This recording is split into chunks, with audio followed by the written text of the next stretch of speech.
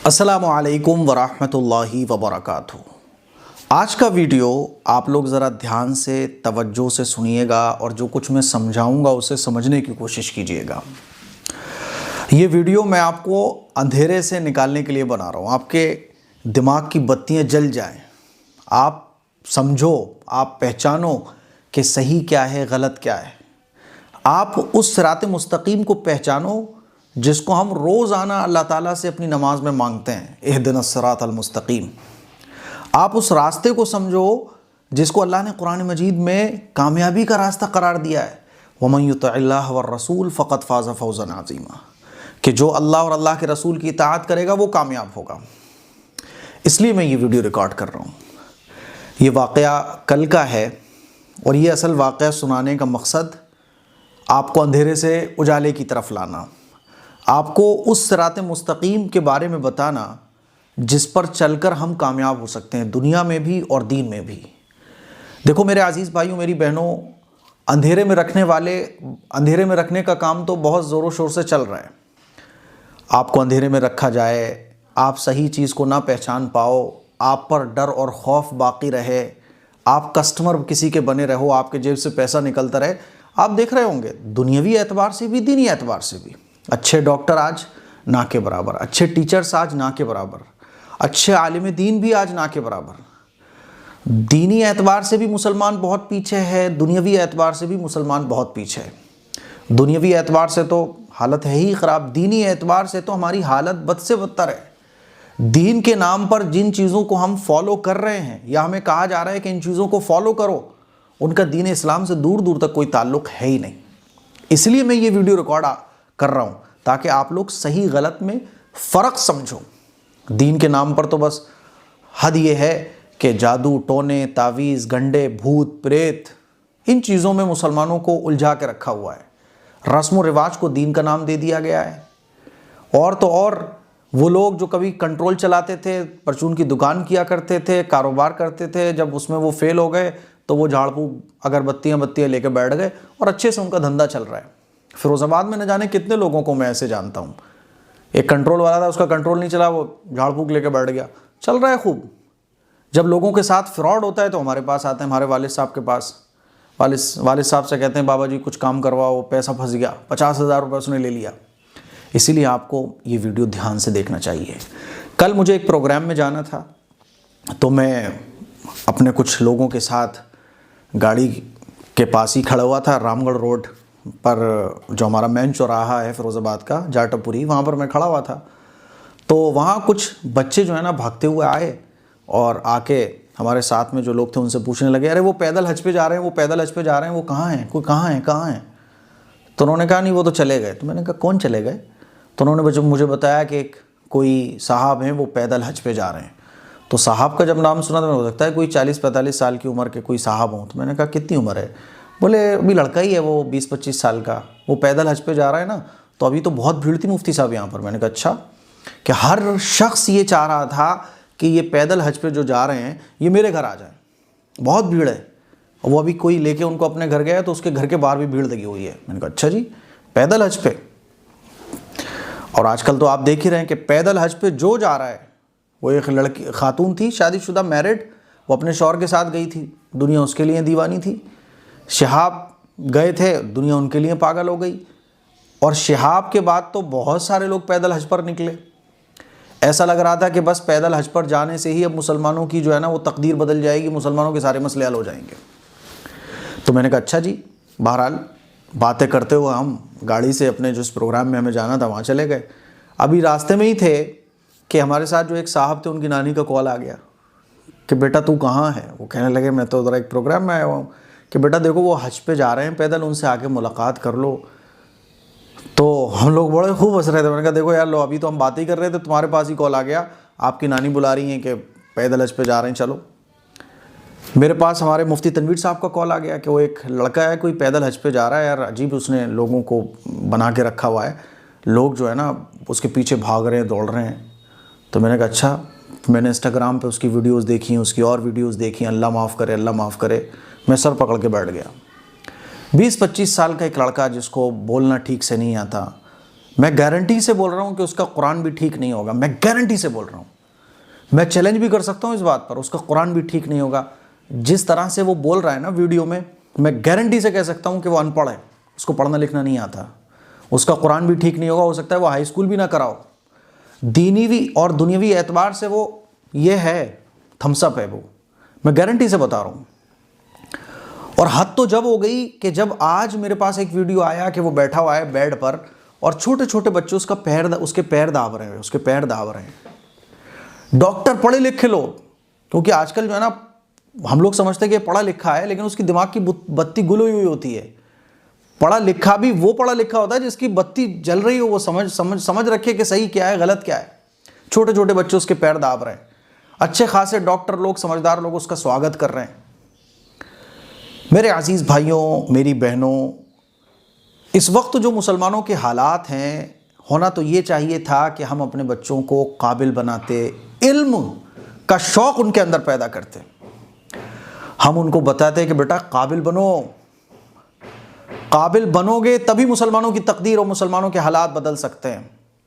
दाई बनो, मुजाहिद बनो, मुजाहिद मतलब मेहनत करने वाले बनो, कुर्बानी देने वाले बनो।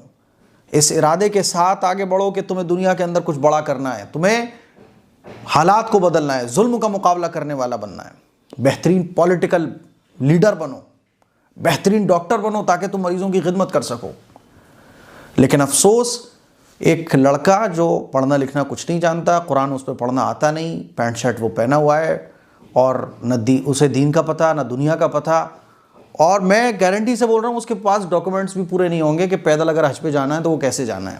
हो सकता है कि उसके पास पासपोर्ट ही ना हो, वो चल रहा है, दुनिया उसके पीछे भाग रही है। क्या कामयाबी का ये रास्ता है? अल्लाह क्या फरमाता है, वमन युतिइल्लाह व रसूल फ़क़द फ़ाज़ फ़ौज़न अज़ीमा, कि जो अल्लाह और अल्लाह के रसूल की इताअत करेगा वो कामयाब होगा। होना ये चाहिए था कि हम अल्लाह और अल्लाह के रसूल के तरीक़े को मजबूती से पकड़ने वाले बनते। अफसोस की बात है कि मस्जिदों में आज फजर की नमाज में हमारी मस्जिदें खाली हैं। आप किसी सड़क के किनारे खड़े हो जाओ, मुसलमानों के एरिया में पूछना शुरू करो कि नमाज किस मुसलमान को अच्छे से कुरान पढ़ना आता है, तो 100 में से नहीं 1000 में से 900 आपको ऐसे मिलेंगे जिनको कुरान मजीद पढ़ना नहीं आता होगा। कितनी बार ऐसा होता है कि मस्जिद में इमाम साहब नहीं आते तो नमाज़ पढ़ने के लिए लोग एक दूसरे को शक्ल देख रहे होते हैं कि इमाम बनकर कौन नमाज़ पढ़ाएगा, नमाज़ पढ़ाने वाला कोई नहीं होता। कितने गाँव ऐसे हैं कि जहाँ जनाजे को बग़ैर नमाज जनाजा की, बग़ैर गुस्ल के दफना दिया गया, क्योंकि वहाँ गुस्ल देने वाला, नमाज जनाजा पढ़ाने वाला कोई नहीं था। मेरे अजीज़ भाइयों, जहालत आज हमारे मुसलमान माशरे में भरी हुई है। आज एजुकेशन से हम बहुत दूर हैं, दुनियावी और दीनी एतबार से भी। मैं आपसे सवाल पूछूं कि एजुकेशन में सबसे पीछे कौन है? आप लोग मुसलमान हैं। जहालत में सबसे ज़्यादा मुसलमान आगे, दीनी और दुनियावी एतबार से सबसे पिछड़े हुए मुसलमान हैं, मज़हब से भी और अपने दुनिया से भी। अब होना ये चाहिए कि भाई अल्लाह के नबी से अगर मोहब्बत है तो मुसलमान नमाज़ पढ़े, मुसलमान कुरान पढ़े, मुसलमान नबी की सुन्नत को मजबूती से पकड़े, है ना। और अगर इतना हो तो कम से कम, इतना नहीं कर पा रहा है तो इतना तो शुऊर हो कि हमें किस रास्ते के पीछे चलना है।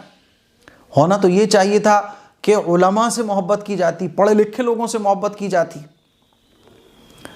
अब एक लड़का है, वो पैदल हज पे निकला बस, और दुनिया उसके पीछे चलने लगी। वो गोरखपुर से निकला कि मैं पैदल हज करूँगा। पैदल हज करेगा भाई, ठीक है, पैदल हज कर रहा है तो ये क्या है, मतलब कौन सा ही बड़ा काम है? जो प्रॉब्लम से आज मुसलमान जूझ रहे हैं, जिन प्रॉब्लम्स का सामना हम मुसलमान कर रहे हैं, क्या इस तरह से हमारी प्रॉब्लम्स दूर होंगी कि हम पैदल हज पे निकले? या चलो हम नहीं निकल रहे तो क्या पैदल हज करने वालों के पीछे हम भागना शुरू कर दें और ये समझे कि बहुत बड़ा कारनामा ये साहब अंजाम दे रहे हैं? बड़े कारनामे अंजाम है ये।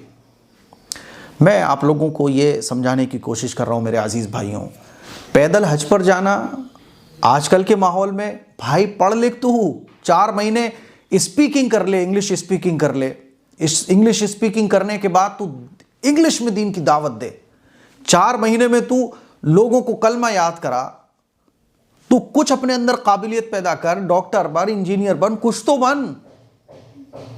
लेकिन तूने क्या देखा कि चलो मैं पैदल हज पे निकलता हूँ, मेरे फॉलोअर भी बढ़ेंगे, पैसा भी आएगा, स्पॉन्सरशिप मिलेगी, फॉलोअर भी बढ़ेंगे, लोग मेरे पीछे दीवाने हो जाएंगे। और ये एक काम है जो लोगों ने आजकल अपने लिए सेट करके रखा हुआ है कि पैदल हज पे निकलना है।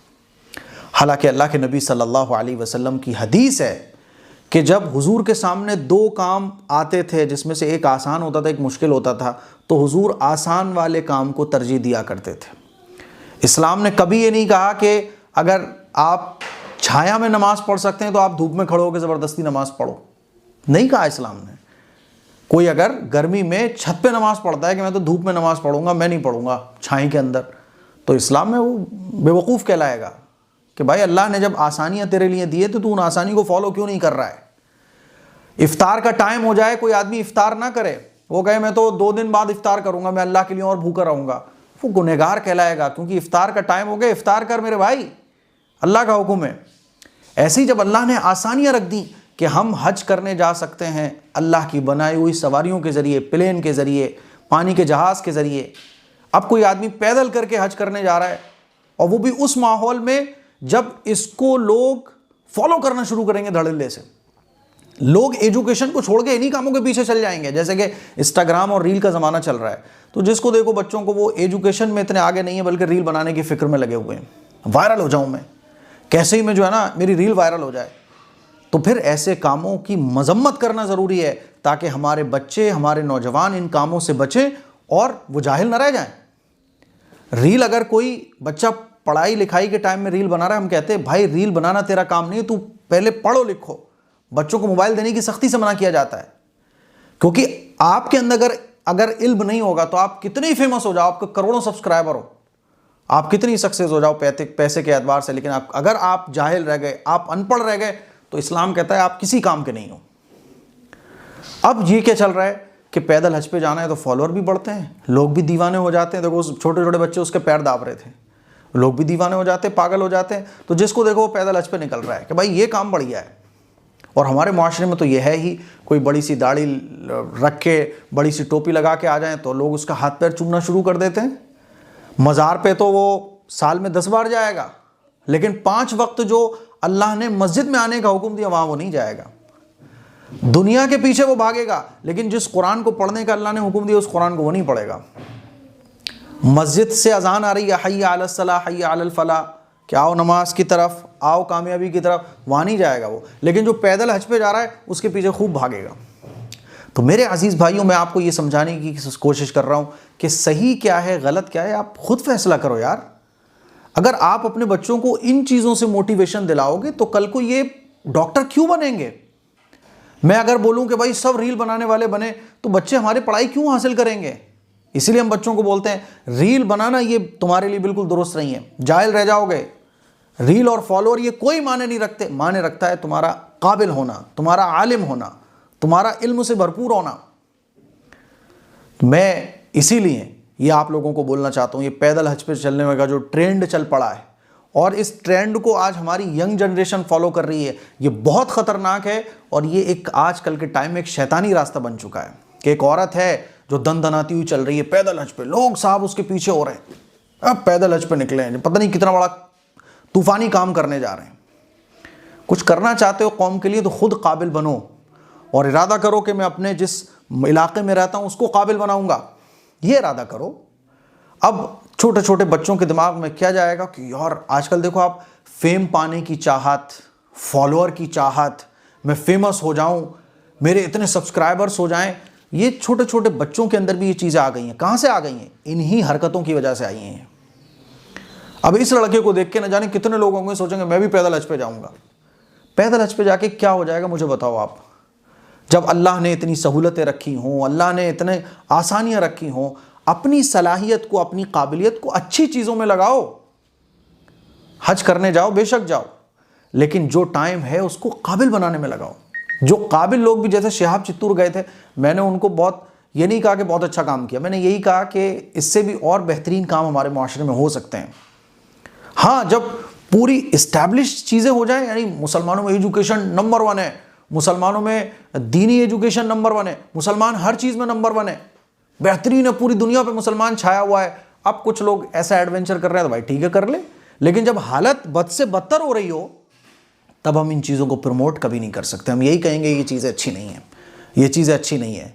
जब मुसलमान फजर की नमाज में सो रहा हो पूरा, मस्जिदें खाली हों, कुरान पढ़ना कोई जानता ना हो, दीनी और दुनियावी एतबार से मुसलमान बहुत पीछे हों, है ना, हर तरह की बुराई आज मुस्लिम मुआशरे में मौजूद हो, उसमें ये और सोने पे सुहागा कि जो थोड़ी बहुत हमारे बच्चों की तवज्जो एजुकेशन की तरफ जाना चाहिए, हमारे बच्चों की तवज्जो दीन की तरफ जाना चाहिए, हमें समझदार बनना चाहिए, हम तो बेवकूफ़ बनते चले जा रहे हैं, ऐसे लोगों के पीछे भाग रहे हैं। पॉलिटिकल लीडर आते हैं उनके पीछे भागते हैं, इस तरह के लोग आते हैं उनके पीछे दीनी एतबार से भी दुनियावी एतबार से भी हम कब तक उल्लू बनते रहेंगे, ये मैं आपको समझाने की कोशिश कर रहा हूँ। तो मैं आप लोगों से गुजारिश करना चाहता हूँ कि इस तरह की चीज़ें ये इस्लाम में महमूद नहीं है, इस्लाम में पसंदीदा नहीं है। मैंने आपको दुनिया भर की मिसालें देके समझाया। इसीलिए मेरे अजीज़ भाइयों, अपने दिमाग को खोलो, अपनी आँखों को खोलो, अपनी अक़ल को थोड़ा सा खोलो और समझो कि सही क्या है गलत क्या है। अब मुझे अगर ये लड़का मिल जाए तो मैं इससे बोलूँगा बेटा पढ़ लिख क्यों नहीं रहे तुम, कुरान ठीक क्यों नहीं कर रहे बेटा, तुम बेटा काबिल क्यों नहीं बन रहे, तुम पैदल हज पे क्यों जा रहे हो, मैं पूछूंगा, समझाऊंगा मैं उसको।